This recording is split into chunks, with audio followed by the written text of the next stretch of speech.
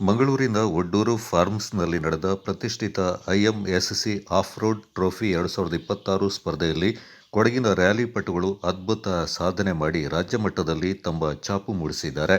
Modified diesel ವಿಭಾಗದಲ್ಲಿ ಕೊಡಗಿನ ಕೊಂಗೇಟಿರ ಬೋಪಯ್ಯ ಹಾಗೂ ಮಾಳೆಯಂಡ ಬೋಪಣ್ಣ ಜೋಡಿ ಪ್ರಥಮ ಸ್ಥಾನ ಪಡೆದು ಟ್ರೋಫಿ, 50,000 ನಗದು ಬಹುಮಾನ, ಸ್ಟೀಲ್ ವೀಲ್ಸ್ ಸೆಟ್ ಹಾಗೂ ಗಿಫ್ಟ್ ವೋಚರ್ಗಳನ್ನು ತಮ್ಮದಾಗಿಸಿಕೊಂಡರು.